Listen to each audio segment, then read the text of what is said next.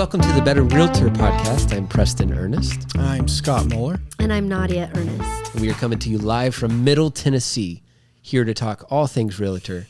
If you're in real estate yourself, if you are a realtor, join us as we discuss the business. And if you are out there going, I'm not a realtor, why would I listen to this? I promise we're going to talk about stuff that's important to you. Today, what are we talking about, Scott?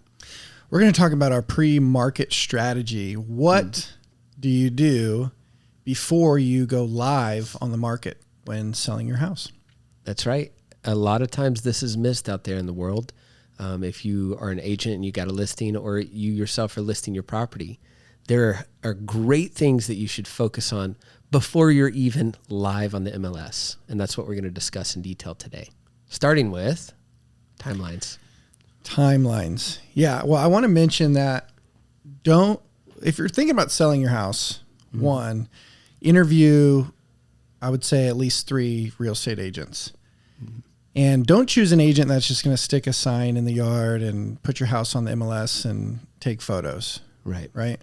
There's a series of things that we do, boxes that we check to ensure that you get the most amount of money when selling your house. And so that's what we're going to discuss. And make sure when you're interviewing those agents that you have a list of questions to ask them. What is their marketing plan, their pre-marketing strategy, their pricing strategy, all these things that we're going to discuss today. And that's a good point. I mean, the truth is any realtor worth their weight in gold is not afraid of these questions. And shouldn't be. Yeah. Right. Yeah. And they shouldn't be. Exactly. They should be able to come to the table and go, great question. Let me talk to you about that. Well, what is a marketing plan, Right. And what is your strategy to sell the house? Because we just don't want to sign in the yard and have it be on Zillow, because to be honest, if you're a seller, you can do that yourself nowadays. Fairly easy.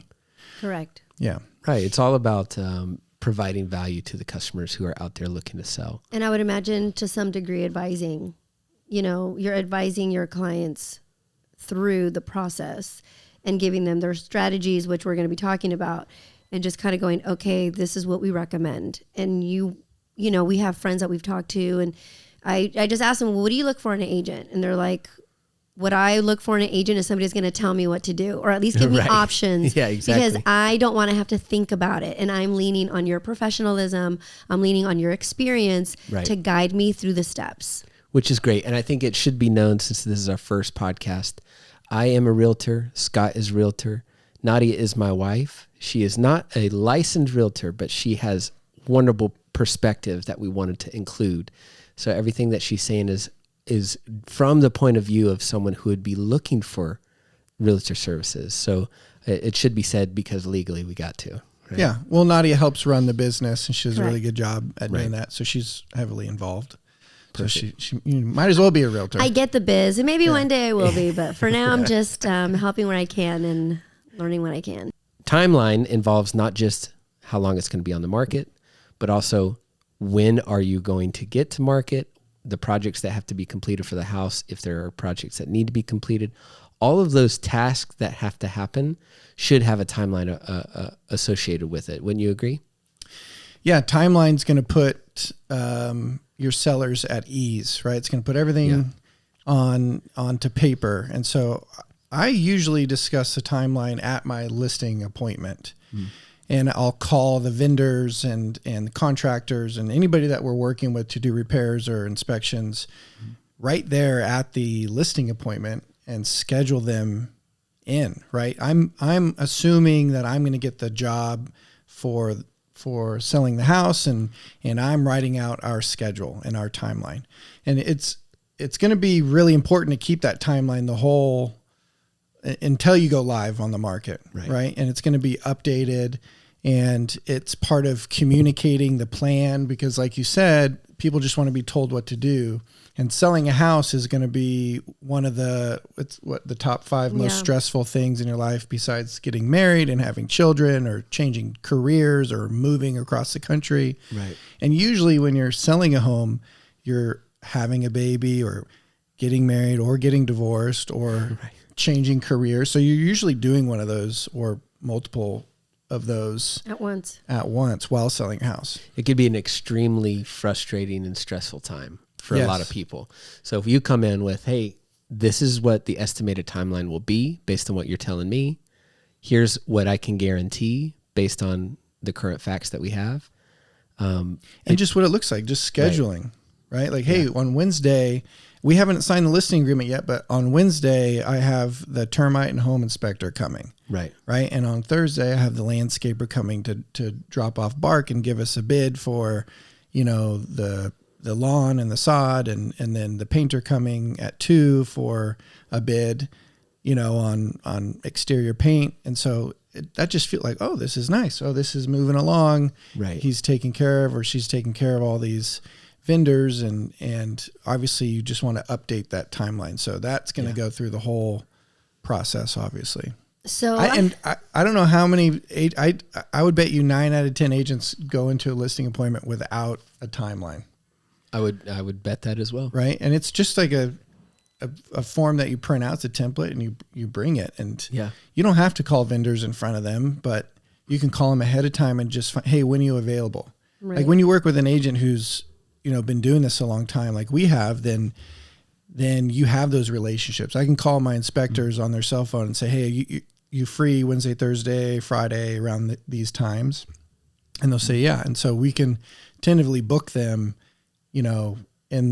in that timeline and schedule them in front of the seller at the listing appointment.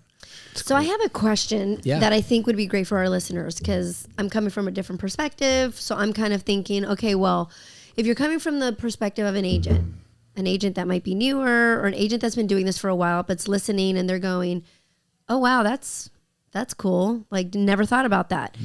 Like, what would the approach be?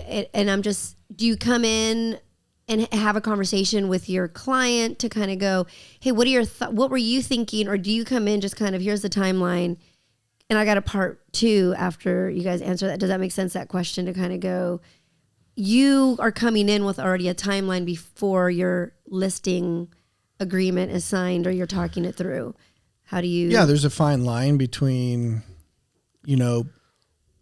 moving things forward and working with your sellers. Yeah. Right. So you have to keep in mind their stress level, what's going on in their personal lives, or, their work life, and what they're able to do. Right. And if they have kids, everything. So you just want to discuss it's nuanced. Yeah. And things change. That's why they have a professional communicator, right? That's what agents are. We're professional marketers, professional networkers, and professional communicators. Right. So if you are a realtor, do those things. Right. Like take communication classes, take classes on how to schedule and how to network and how to market, because really that's what we are. We're not salespeople. Right. And we even wrote down to mention that specifically, which plays into your question, is it should also be regularly attended to, the timeline, and adjusted as needed. Totally. I even have sellers that, we're going to get into the details here, but I have vendors, and they'll be proactive and get different quotes because they don't like the quotes. They'll be like, I don't like that landscaping company, or the guy came by and I didn't like you don't like talking XYZ. with him. Yeah. Right. So it's like, okay, well, yeah, let's adjust. Like, Yeah. And you just, it's constant communication, and part of your agent duties is going to be managing that whole process. Right. Exactly. I love that, which brings us to the next section of inspections. We do something at Better Group that I think would benefit a lot of realtors to do, but severely benefits the anyone that's selling their home, is pre-listing inspections. Why do we do that, Scott? Well, we do it because for several reasons. We don't want to have any surprises when we get into contract with a buyer, right? Right.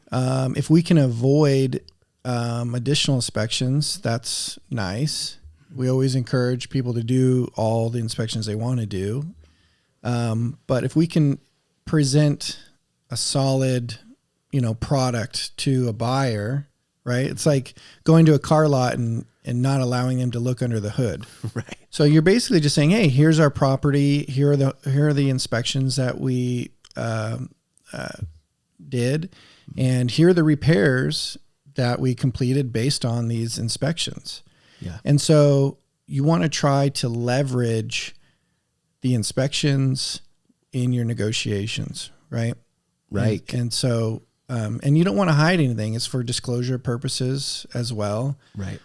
You're not trying to paint over the mold, and you're not trying to paint over the dry rot on the deck. And You're like, please don't do that. yeah, like, Thanks. yeah, paint's awesome, but don't like hide it on one of the largest transactions of your life. Yeah. Right.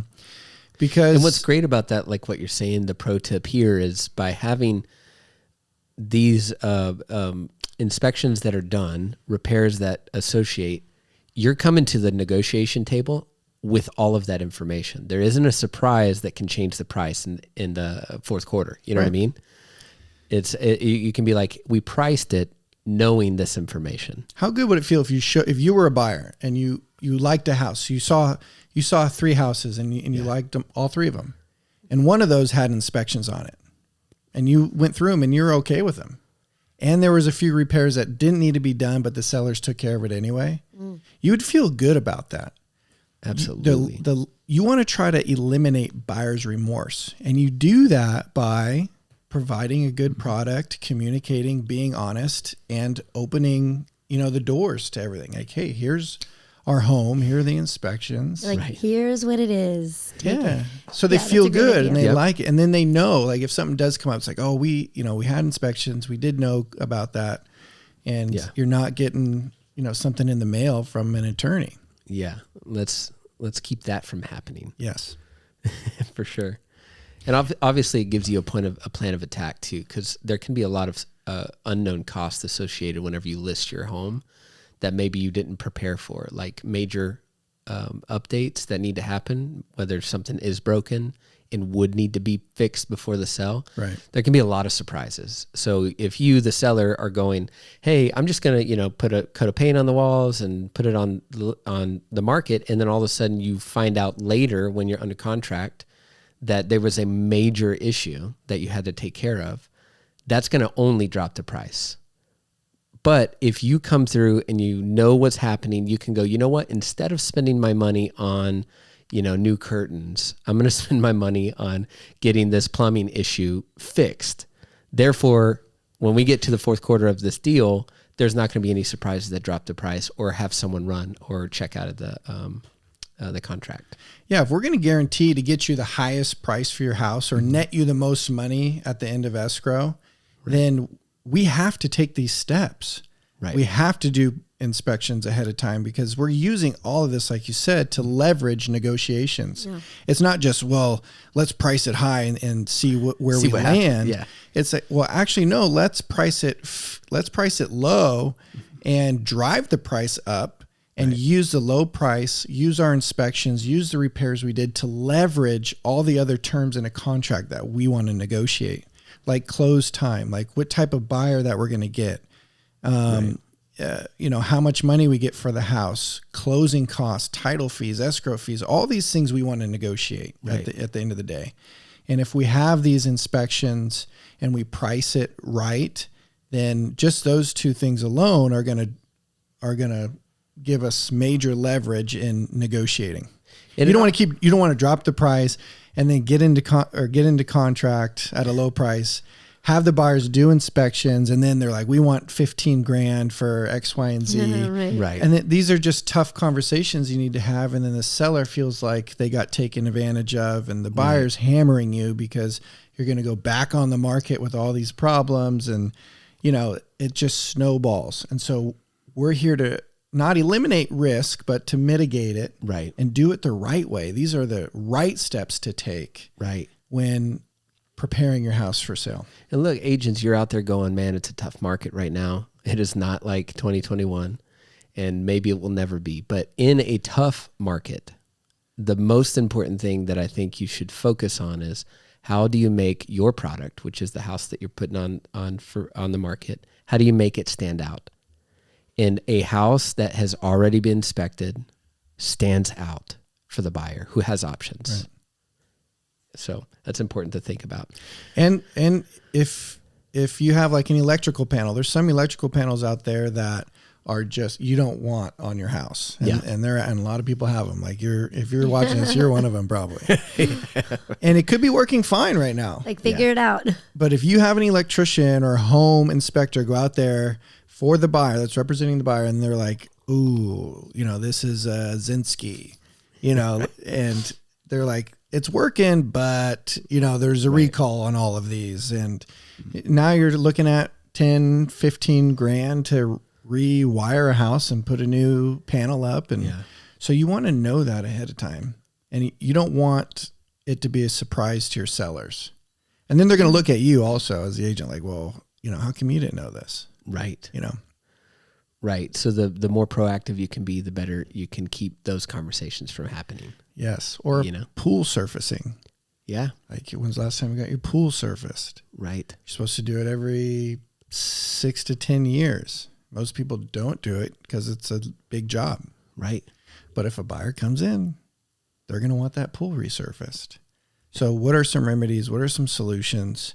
And then are you pricing the house knowing accordingly? Yeah. And then there's not just all these disappointments for your seller. Right. Yeah.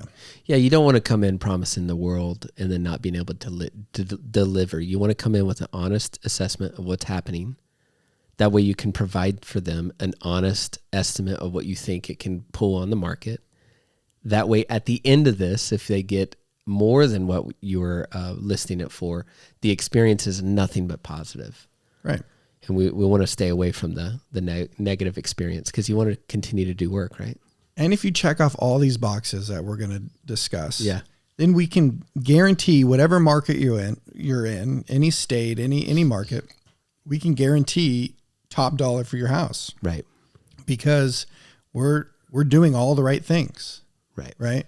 We're prepping correctly. We're pricing correctly. We're negotiating. We're marketing correctly. All those things. Yeah. Which brings us to our next section of disclosures. Yeah. Well, let's talk. We should probably name as many inspections. Oh yeah. That's a good possible, idea. Right? Yeah. Go for it. At minimum, we do home and termite inspection. Yep. As we walk around the house during the listing appointment, a trained eye you'll know if you need a roof inspection specifically, or a foundation inspection, or crawl space, or attic, or pool. Yeah. And so from a seller standpoint and buyer, typically home and termite is what's done, but don't forget about septic and well. Right. Don't forget about sewer. If it's connected to the city, you can still check the line from your house to the curb or the street, because the city won't take care of that. Right. What else? Pool, pond inspections. Mold inspections. Especially in Middle Tennessee. Yeah, we're really wet out here. Very humid. Yes. We didn't know that when we moved here. Oh, property lines are big out here too. Yes. Because, Farmer Todd just put an old stick and a rock. Yep. For his property line. 2 paces past the stream. That's how. Yeah. That's common out here. And so survey the property. Make sure that the property lines are correct, especially if you're going to be building stuff, or because your property could be smaller than what it actually is. Right. Or bigger. Yeah. And fences aren't property lines.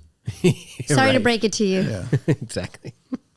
Most agents would be like, if you're asked where the property line is, it's the fence right there. It goes. It's like, no, not really. Maybe not, actually. It's not the fence. It's definitely not the fence. We're actually putting a fence in, and we had to look to see where there are pins on our property. And the crazy thing about it is it should be in your paper. It wasn't. No. So now we have to go get a surveyor if we really want to know for sure what we know where we for sure what's our property, but if we want to extend to the bare to the the very end. That's a great point, because talking about building value in your service, talking specifically to realtors here, we were a buyer in this scenario. Had the realtor who was listing thought, hey, let's just get a property survey, then that would have been something for us that we would be like, wow, that was so helpful. Who knows where potential business can come from? A referral like that. Oh, for sure. Did you get a quote for that? It's, I think the last I checked was about $500 That's not bad. It's not bad. to get a surveyor to come out to survey and see like what your property lines are. Talk about avoiding lawsuits. Yeah. Right. Yeah. So now you can just put the fence wherever you want and just kind of extend your property a little Exactly. bit. Yeah. Exactly. Exactly. Because who's going to come out and survey it? Wait a few years, Listen, who can we get out? Yeah. Which brings us to, after talking about those disclosures, very important topic. Full transparency, best option in any scenario, but especially with real estate. Because there's a lot of responsibility that we have as agents and a lot of legal responsibility. So in my opinion, honesty is the best policy. Let's ask probing questions. Like, don't be afraid to be like, tell me what you think is going on here, so that it can be properly disclosed or dealt with before listing. What do you think? Yeah. I like to sleep at night. And so, always be honest with disclosures. One, like somebody's buying a home, they're going to put their family in there. And so just tell them, you don't want them to move in and feel bad. Find out that you painted over mold and now people aren't breathing in their house. Yeah. Right, yeah. Or that there was a leak or, a drainage issue or, because they're not prepared for it. And so don't have the fear of losing a sale of your home or, you're never going to get away with anything.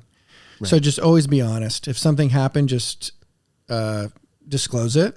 Yeah. And, if it's a material fact, then just tell your agent and write it on the disclosures and be honest about it.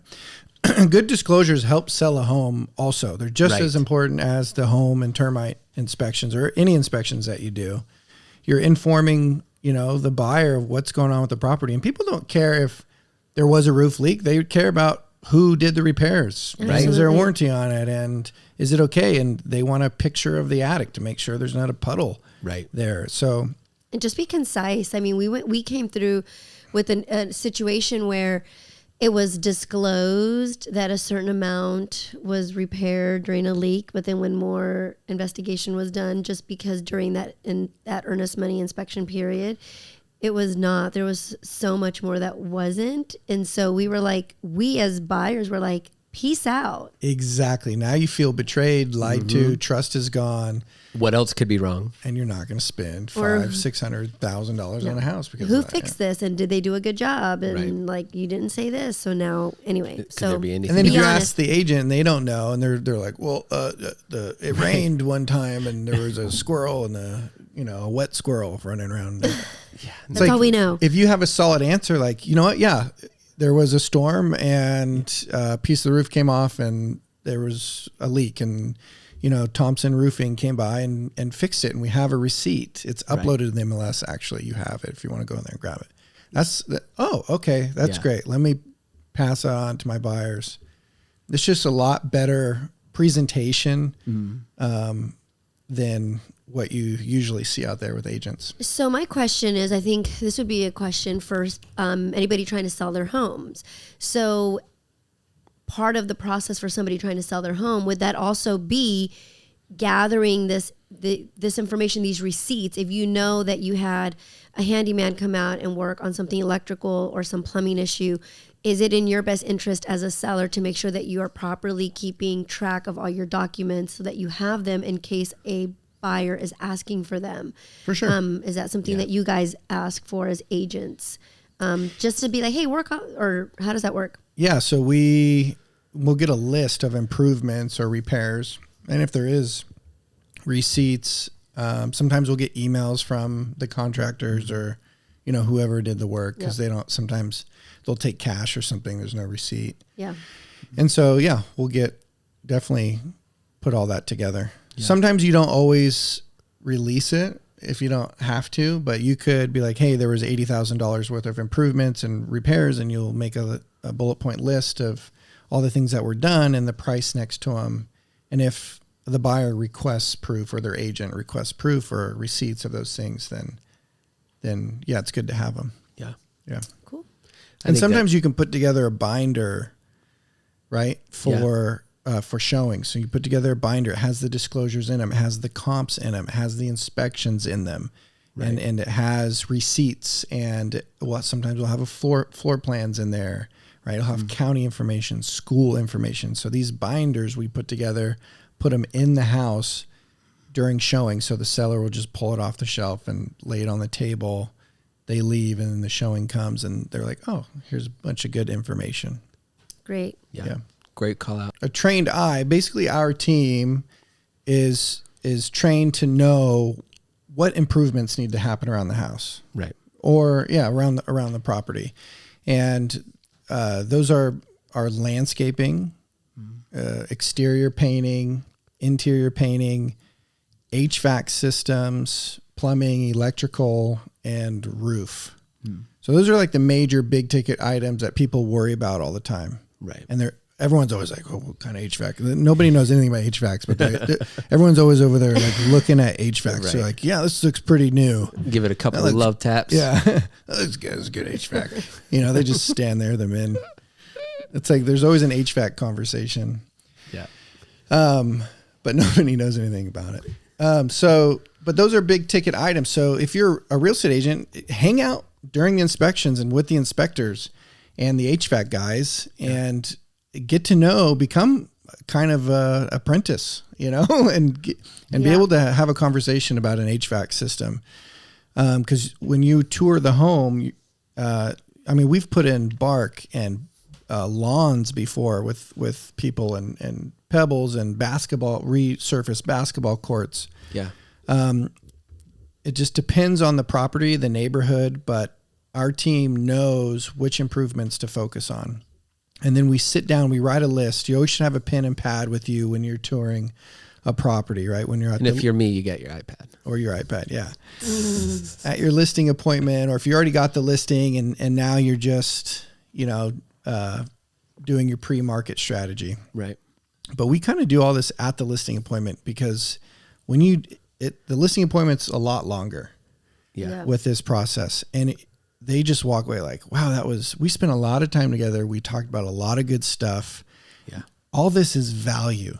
Right. It's not just, I've sold this many homes and we can price it at whatever you want. Yeah, I can, it's way more in depth. We hardly even talk about the price of a home or commission after all this. Right. Because you just don't need to. They're just like, oh, great. When I guess we're going to see the inspector Wednesday. It's like, yeah, and I'll send you the listing agreement Tuesday night, Right. So build value. That's what we're doing with this pre-marketing strategy and guaranteeing that we're going to sell the house for the highest possible dollar in that neighborhood. Well, you're doing the steps to do so.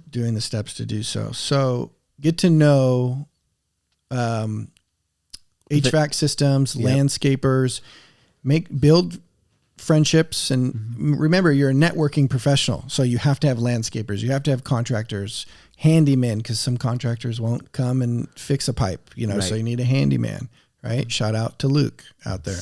So you just want to have a network of vendors, house cleaners, like you said, stagers, all those things. And then you'll get to know pricing, right? You can have these conversations with the seller. You'll get to know pricing and what it looks like. And then you have a discussion with the sellers on their budget.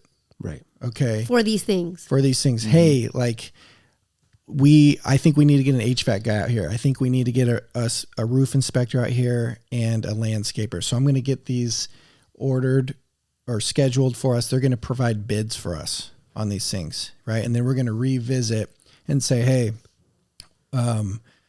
what does your budget look like? Okay, the HVAC is great. We have a certified, form from the HVAC inspector saying the HVAC is good. Yeah. Cool.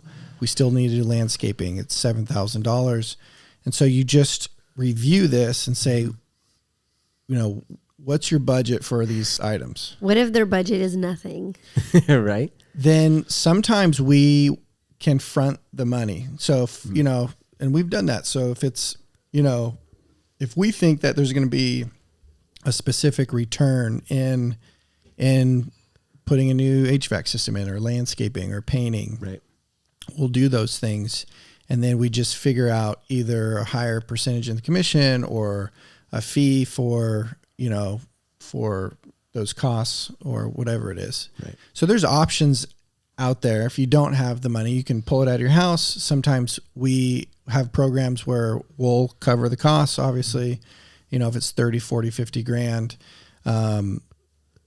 or just don't. Right. And you have that conversation. You don't Yeah. you just clean, you declutter, right? Yeah. You sometimes you bring the lawnmower over there, you know, and just like, I gotta mow this lawn, and add some bark, you know. And it's sometimes, if you're getting 6% commission, you know, you have to do some of those things, like go have some bark dumped off in the front yard and have them spread it around the house, because Right.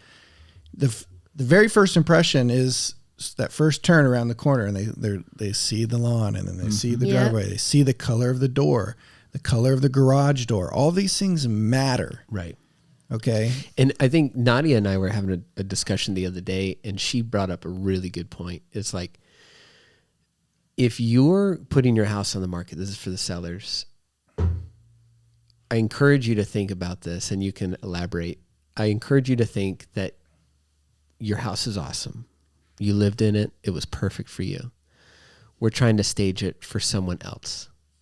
So if we have recommendations or something, or even prepping it. I mean, we're not even to the staging part yet, which is another category here. But even with some of the stuff that like Scott's been talking about here, you're thinking, okay, you know, people can get emotional about their homes, and people can get very, you know, defensive, or maybe, I don't know what the word is, protective about like what they want. And you kind of have to, again, I think when you're hiring a real estate team or a group to represent you, and they're going to be the ones that are working for you, I would hope that you would trust them and their expertise to go, hey, you know what, this yellow wall, maybe we should do it white, or maybe we should pick like a new, like just some of these things that you're being guided through. I think sometimes I would imagine it gets very difficult because you want your style, but you're like, but I'm leaving this house. Right. So anyways, I don't know. Those were my thoughts. We were talking about, it's so about true. it the other day.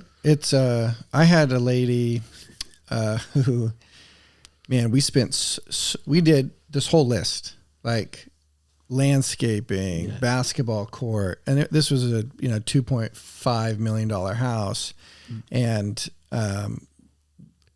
staging, inspections, repairs, like everything. We did everything. They had termites, right? We had to take care of everything.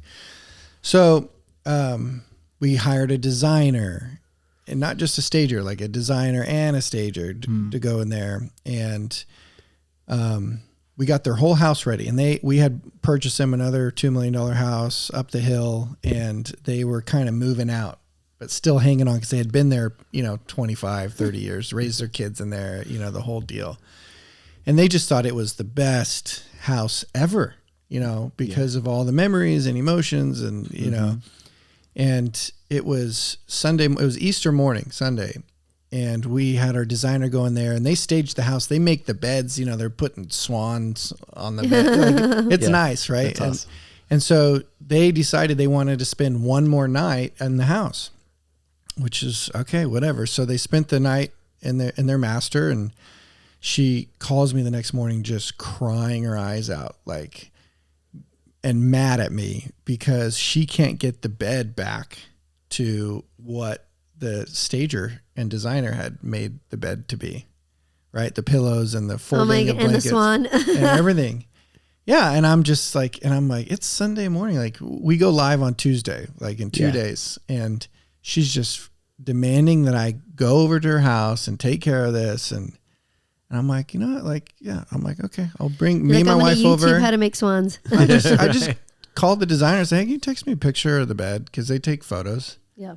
And so we went over there, and me and my wife did it, you know, and it literally took 10 minutes to make the bed, you know, the exact same way. That's an example of that stress. It's a very stressful time. It's crazy. And you don't know what's attached to some of that emotion, 100%. right? I'm sure it Right. wasn't the bed, No. right? Right. So I think it's. But yeah. you're the person changing everything. Yeah. You're the agent. You're the person changing everything. You're the one Right. forcing them out of their house. So it's just like her husband loved me, but she was just always looking at me like you're changing everything. And You're erasing my memories, Scott. they had all these old, beautiful French, paintings. And our designer was like, no, like that's got to go, and they were like, well, this is, Do you know what kind of painter this is? And she was like, I don't care. This is got to So go. you got to take that emotional attachment out with some of this stuff, I would Right. imagine, because the hope is that you would want the best return on your investment of the home that you purchase that you're now selling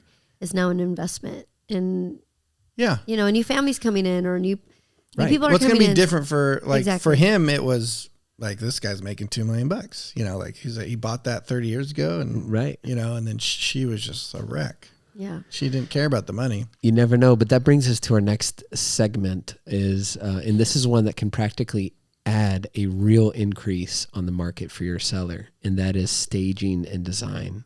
We mentioned it in that story. It's so important. What were you saying the other day? We were talking about it, and you were giving me the number of how much it increases your potential on the market. Yeah, it's about 5 to 15%. More showings, Yeah. more offers, and increase sales price. See, that's totally worth it.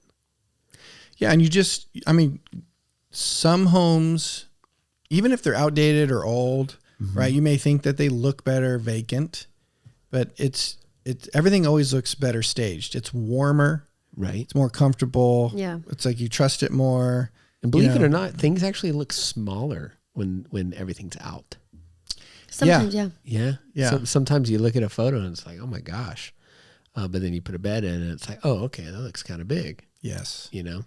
And you can evoke emotions Yeah. through staging, with colors and type of furniture you're using and bedrooms and, so it's good. It's like every home can have a story. Yeah. Exactly. You can create, what we're doing as the Better Group is to do that with the homes that we're selling and Exactly. We believe in crafting a marketing strategy that is the essence of the home. And this only helps build that idea that we're trying to get across. Yeah. And you can stage with your furniture, or you can stage with your furniture and with staging furniture. You can do a mixture. So we come in and we'll design, using your stuff. So if it's nice, and we'll kind of move things around and declutter and stage. And some stagers don't allow you to do a mixture, but some do. So we have relationships with our vendors, and so they'll do things that we need. Start the process of decluttering as early as possible. They're going to be moving.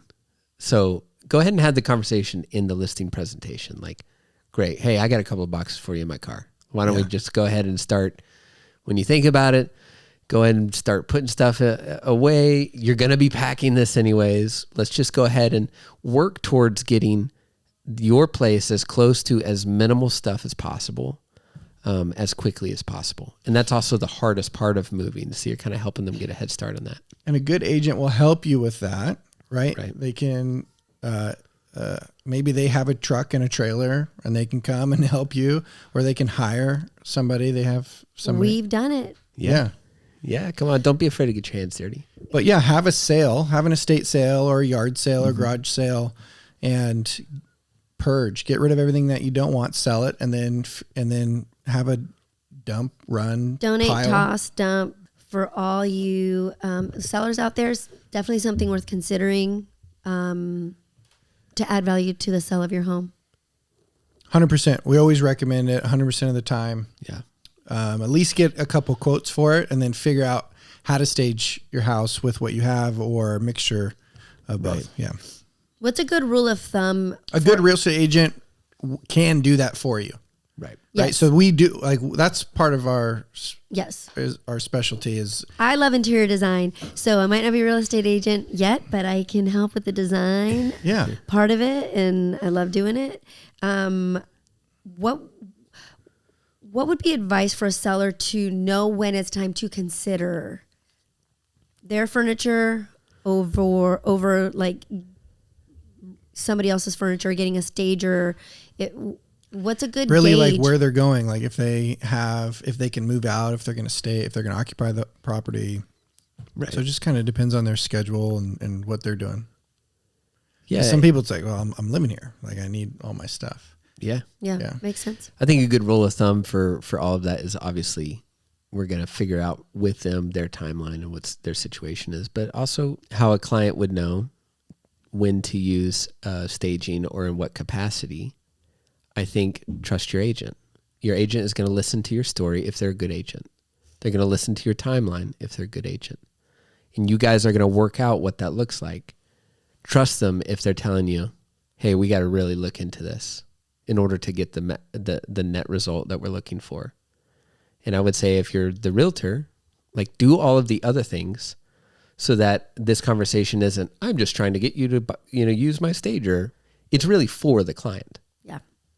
Yeah. And pro tip, when you're buying furniture or, curtains or rugs, buy stuff that's, that you can use when selling your house, right? Yeah. Like buy nice stuff.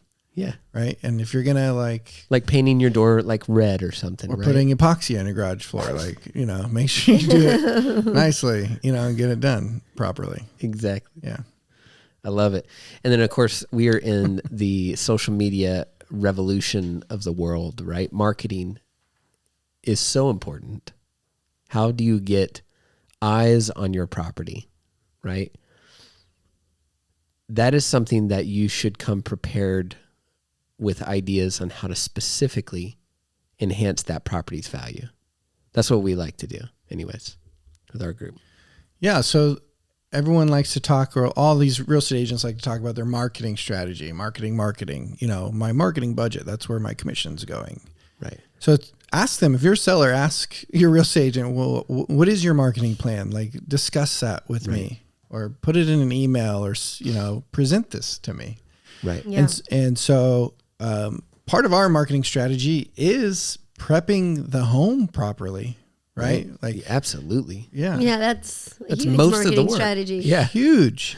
So we're preparing the property to sell. We're doing all the things that we know will increase the value of your home, or buyers will love and like and trust. Right. And so we're going to advise you on those things and manage that whole process for you. And so that is a huge part of our marketing strategy. And then we use our branding, and we use our social media avenues. We use our network of agents that we know, right? And we send out email blasts, and we do a broker's open, which we'll talk about here in a second. Yeah. And then we have software that is provided by EXP and KV Core and some of the other programs that we use that can target people looking to move to the areas that we service, right? So if you're on your phone in Miami and you're looking to move to Middle Tennessee, our marketing will hit your phone because you've searched homes in Franklin, Tennessee. Exactly. And so our properties will get sent out and be broadcasted to anybody looking to move to Middle Tennessee. Right. And then they're going to, the photos and the prepping and the videography that we do and we pour a lot of time into is going to double the views and double the clicks and double the showings. And then our pricing strategy is going to generate a multiple offer situation, which is going to allow us to leverage all the other terms in a real estate contract, just to give us, leverage on getting what you want as a seller. We're spreading a wider net in doing all of that. And if we're truly talking about what's going to net the best result for our client, then a wider net is what's going to do it. More eyes on the property, more people interested in purchasing it. That's the only thing that's going to drive up the price. Right. And then if we need to, we run ads. We'll run Google ads and Facebook and Instagram ads. Just widening that net, like you're saying. Yeah, because I mean, the end goal is that our clients get the most netted for their property, and all of this plays a part in that. Yeah, there's buyers out there. Exactly. So they're going to choose, like, a home is closing today. Yes, Right. They're going to choose a home. Yeah. Right. I think that's a perfect opportunity to kind of touch base on your outlook on this. You know, if you're a realtor in today's market, it's so important to be positive about the world that we're in, because there is someone that needs to buy a home, and there is a market for your house. It's just about getting creative and finding where that buyer is. Right. You know what I mean? Yes. And then expanding your buyer pool, right? Do you have a single story? Do you have a double story? If it is a 2-story, is there a master on the first floor? Is there an entrance and an exit to that master? You know, because then you're going to eliminate anybody that's over the age of 55, right? You know, coming into that property. And so you just want to know all the details of the property, of the neighborhood, and the schooling. Systems. Yeah, 100%. And you'll know your buyer pool, and then you'll know how to market the property. You know how to prep the property. You know how to price the property, right? And so that's the marketing approach. And you had mentioned that we would touch base on brokers opens. Let's jump into that. A broker's open. Yeah, I don't even see these much anymore. We do them, especially on houses that we think deserve them, you know. And so brokers open is like a teaser. It's if you're doing a coming soon sign, like you should put a sign in the yard as soon as possible. As soon as you get a listing agreement signed, you should put a sign in the yard saying coming soon. And it's amazing. Should have something else in there, like pool in the back or gorgeous backyard, or you know, what you should have some good signage. And then nowadays you can put it on the MLS as coming soon, and it will hit Zillow, because then buyers will wait, right? They'll be like, this is coming up. They'll inquire. Sometimes you can sell it before it's even hit. Before it hits the market. Wow. Right? Because it's just, you're doing all the steps. You're doing all the right stuff. Right. So if you don't do that, then there could be 1 to 4 weeks that pass. And how many people are buying houses? How many escrows are closing in 1 to 4 weeks? Right. Right. It's 9 p.m. and an escrow closed. Where are your children? You know what I mean? Like, so I don't know how I do that, but Culturally relevant. yeah. So coming soon. Yeah, that's an important. Brokers open. So make sure that you are teasing the community. And then you're sending out email blasts to your network, to your off-market network, to your agent network. Remember, if you're an agent, you are a professional networker. So get out there and meet people. You should be friends with every single agent that's in your town. If you don't like them, then you should be enemies with them. Just frenemies. Yeah, just figure it out. Go out there and meet every agent, you know, that there is in your market. I think it's important to see other agents as, like what you're saying, be friends with each other, because it does not have to be, this is my area. It's like you can work together to get these things. Like if you reach out to an agent that you know and be like, I'm looking for a buyer for this, and they happen to know someone in their network, it's only going to benefit the both of you. So it's important to see everyone as a potential friend and ally. We're a fraternity. Yeah. And a sorority. That's what agents are. Yeah. And so you don't want to be, you know, you want to be in the know. Right. That's for sure. So brokers open, it's a teaser, right? Yeah. You're networking, you're building relationships with other agents, and people have buyers, and some people will bring that. They're like, hey, can I bring my buyer to this? And you're like, no, you know. Yeah. And so it's just a teaser. And it's a great way to get feedback. Okay. So everything that we just did, the timeline, the inspections, the disclosures, the improvements and repairs, the professional cleaning, the staging, the designing, now the broker open, right? The tease, invite the bigwigs, call them on the phone and be like, hey, I know you sell a lot of homes. I know you sell a lot of homes in this neighborhood. I need you to come to this. Like, here's a Starbucks card. Come to my broker's open. I want your opinion on this. Yeah. Right. Get them there. Because all the agents will be, I'll be there. But get them on the phone and lock them in. You know what I mean? Does that make sense? Right. So this is an opportunity to gather feedback and on pricing, right, on the repairs. And again, I'm like all of the above. All the above. Yep. That's right? such a good point. You can even have a game. Sorry. Yeah. You can have a game where you guess the price. Right. Right. And there's a bottle of champagne or whatever realtors like, money, a commission check, like, Here's here's 4%. Yeah. Here's a $75 gift card to Urban Market in Franklin, Tennessee. Yeah. Hey, here's a referral fee. I'll go to that. Brokers Open. And then you get, say you have 10, 15, 20 agents there. And then you have all these professionals telling you what they think the list price is or what they think the price is or both, right? A, B, and C. And then you can provide that feedback to your seller. Like, hey, we had 15 agents come. Here's all their names. Like, and this is the feedback they gave on everything that we did. Yeah. And then here's the feedback on pricing. Love it. You know what I mean? Yeah. And the one of our last listings out in California, we did this with, this property was kind of in rough shape. It was on 10 acres, but we did everything on here. Mm-hmm. And all the agents came, they're like, man, they were like 800K, maybe 850. And I didn't tell them at the end, I told them what we're listing for, which was 999, right? Just right under $1 million. Yeah. And I was like, I think that we can get, 1.3, maybe 1.2 to 1.4, Yeah. And everyone was like, no way. So I even gave that feedback to my sellers. I'm like, hey, we had 12 agents and they all think we're crazy, but I said, trust me, trust my pricing strategy, trust all this. And we had 70 showings the first week this was on the market. That's amazing. Wow.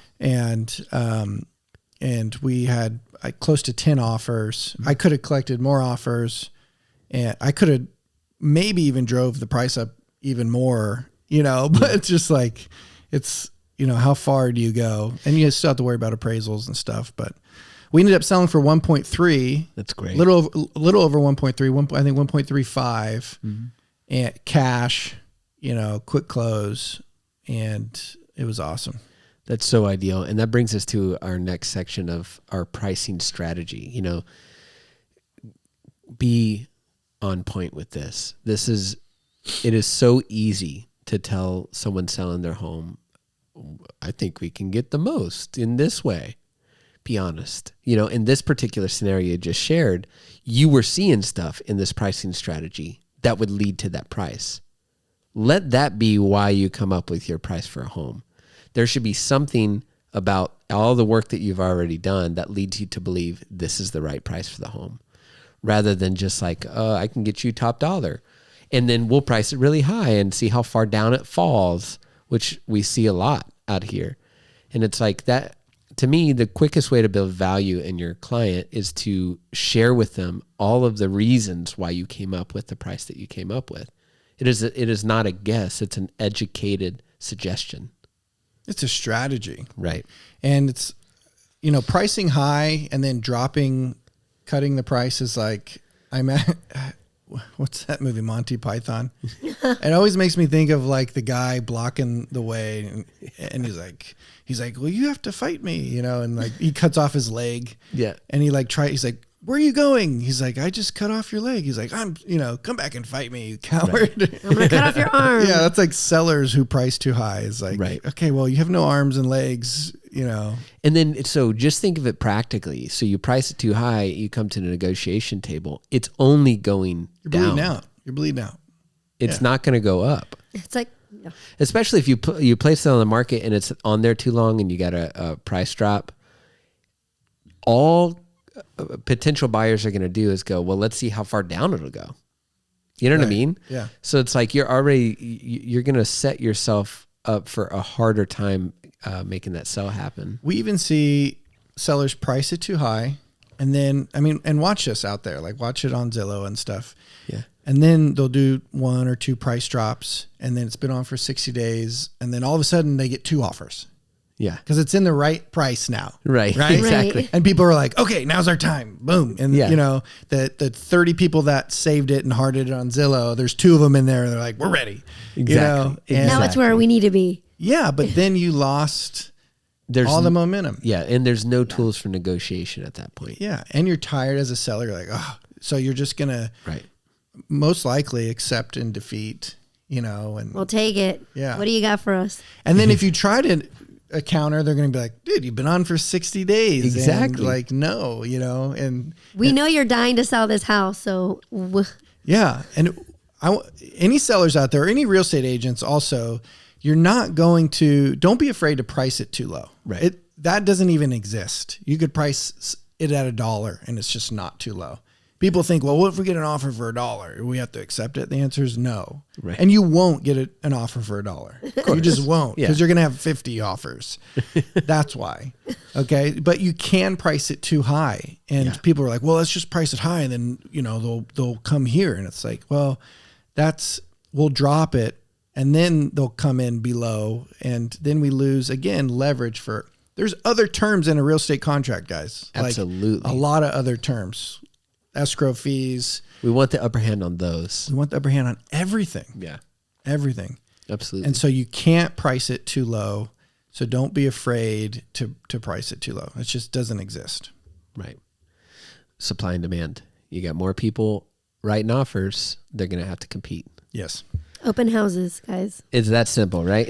So I want to add too, like part of we didn't really talk about this because it's more of a listing appointment presentation item, but it's also part of the pre-marketing strategy is comps, right? You mentioned this, you gotta have solid comparables, Right. And you want to keep looking at comparables because sometimes this can take 30 to 60 days to prep this way. Right. Right. And so Stay on top of it. you stay on top of it and be like, what's sold? Even before the night before you go live on the market, what's sold in the last couple days here? What's active on the market? How long has it been on? Call those real estate agents and be like, hey, how'd you price this? Right. Right. And how many offers did you get? If it's pending, call that agent. How many offers did you get? What was the feedback like? Right. Understand your market. Part of your marketing strategy and your pre-marketing strategy is knowing and understanding fully your market and that neighborhood specifically. If you don't know it, become an expert. Right. And the only way to do that is to call agents who have homes for sale or closing homes or pending homes in that neighborhood and have conversations with them over the phone or take them out for coffee. Remember, you're a professional networker. That's it. Yeah. I love it. And that takes us to the open houses. We talked about the brokers open. Now open houses. Let's talk that. Yeah. Open houses, you should always do at least one. If you're doing all this right, you only need one because it's going to sell. But we like to do open houses the first 2 weekends because you're going to know what's up with the property the first 2 weeks it's on the market. You're going to have great feedback. Right. And hopefully you're collecting feedback and you're making an effort. You have to have a process to collect feedback. Right. If you're not good at collecting feedback, show up to the listing. So we will do that. We'll show up to the appointments, the showings, right? And then we're touring the property. Right. Because it's our job to collect feedback, generate business, provide an excellent product, right? Make sure the lights are on. Lights sell houses, everybody. Please. But what kind of lights, babe? Not the blaring fluorescent white lights, please. Yes. Amen. Make sure all the light bulbs are the same. It's part of the repair Yes, process. please. We're talking about the color of the light bulbs. Yeah. Not all white is the same. I just cannot. I cannot. So if it's just for the first week or 2 weeks, show up to those showings. Yeah. And record the feedback if you're not able to be aggressive and have a good process of collecting feedback, right? Because agents are busy and they don't want to necessarily give feedback. And sometimes they're just relaying information that's just not accurate. And so you really want to be there and learn how to communicate because we're professional communicators and we're able to extract solid feedback from our showings and provide that back to our sellers. If you provide pricing feedback and showing feedback and improve feedback on everything that we're doing here. right to them. It's just going to show your work and what you're doing and prove your value. Or I'm sure if they didn't, if you did everything you could as an agent and you gave all these recommendations and you're like, hey, we should be doing this through the process before you list. Mm-hmm. And then you get to the first 2 weeks and the feedback is, well, X, Y, because none of the things were done because they chose not to, because that's the choice of the seller as well, to kind of go, we really don't see value in that. We don't really want to spend the time doing that. Thank you so much for your advice. But I think that would be very important to get that feedback, because at that point, it's very easy, I would imagine, in a situation like that for a seller to be annoyed with the agent if it's not selling the way that they want and start blaming. But it's like, hey, the feedback is reflective on all the things that you chose to not do. Right. Totally. Yeah. Right. And you're doing everything you can as a professional. Right. To get the house sold. Yeah. And it's like showing up to class and sitting in the front, bringing a pad and pen and listening, taking notes, raising your hand, volunteering, and I was always a kid that sat in the front and I'm over answering everything. Roland, my son, he does the same thing in church. He got mad at the Sunday school teacher. I forgot which one it was, but because he kept raising his hands and having the answer. And she was like, I just want to call on somebody else, Roland, And he's like, well, I have the answer. But I know it. So, that builds your value as a realtor is whenever you're going through this process with your client. At the end of it, let's talk real quick about all of these. So we've talked from your pre-market strategy, and we've even dipped into your on the market with open houses. But we're talking about you as an agent. You've undertook project management responsibilities. You're overseeing timelines. You're managing vendors and quotes. You're facilitating communication between all of the above. You're scheduling specific tasks, ensuring seller approval at various stages. You're revisiting and redacting the timeline depending on what the need is. You're offering your expertise during every piece of the puzzle. You're of guidance and design improvements and repairs. You're maintaining satisfaction and level of calm throughout this whole process. You do all of this, you're not even on the market, and you have earned 6%. Yeah. I'm telling you, you don't even talk about commission with all this. Right. You don't. Like I've left listing appointments. They're like, we haven't even talked about what we're going to price the house at or your commission. I'm like, yeah, we'll talk later about it. Right. They're okay. That's how it always is. When you do this, when you present this the right way. Right. We're actually doing a service and providing an excellent service at that versus just, like you said, putting a for sale sign up and going, all right, let's just see and wait, what happens. Yeah. And who's presenting all this? Who has a presentation? We are. Right. People aren't going into their listing presentations prepared. Right. And, realtors out there, we're in a fraternity. Let's raise the level of excellence. Amen. Let's make this profession one that the general population goes, I would not dare list my house without someone's help. Let's not be those people who say, I'll put a sign on your yard and I won't touch it. I'll drive by every 2 months. Let's be someone committed to excellence. I know we here at the Better Group are committed to these things. And if you decide to sell or consider our services, this is what you get. Amen. Which is an important piece to end on. We're better. I do want to add one thing. Yeah, please. Yeah. Nadia was talking about sellers who may not want to do this or for whatever reason. Sometimes if you're doing all these, everything that we're speaking about, right? And then showing up to the showings and collecting feedback, you can present all this and be like, hey, here's my proposed plan to move this. If it's been on for 60 days and it's just not moving. Right. And sometimes you can take the property off market or put it on hold and okay, let's get some inspections. Let's do these repairs. They didn't like the carpet. Let's put in new carpet. You can, and then put the house back on. Sometimes you can put it on next spring. Right. If you missed the time frame, or you can put it back on and adjust the price and, do the improvements that the market is telling you to do. Right. Like the seller's not buying the house and the agent's not buying the house. So your house is worth what the buyer is willing to pay. The buyer's willing to pay. or like or want. Yeah. So Yeah. So like shine. It's like even people on Facebook Marketplace, it's like if you're selling like a fridge, it's like just clean the fridge, like clean out the fridge. Like don't make take it a smell picture nice. Dude, of your tell me about fridge with like rotten food. Yeah. And it's like, packets that are open and it's like overly crammed. It's like, Or the worst, you want to know what the worst thing is? I saw this awesome guitar on sale. I play music and I was like, oh my gosh, it's free, right? Yeah. I comment, I'm interested. It's totally free. Well, it's actually $2,000. I was like, why'd you say free? She's like, so someone would respond. I kid you not. Yeah. I was like, you Now sucker. you're pissed. You sucker. Yeah.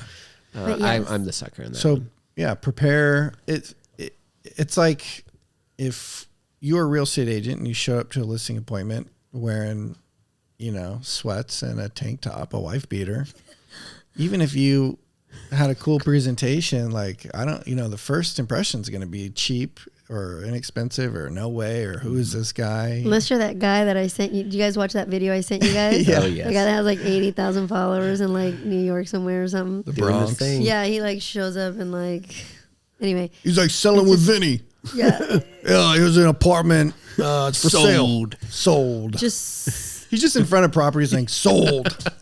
that's all he's doing. Yeah, it's Literally. That's his marketing strategy. I saw one No, just video. kidding. It's like, it's my house, Vinny. I saw one video where he literally, you hear someone say action, and then he is far away from the camera and he walks very slowly to the camera and then past the camera, and that was the video.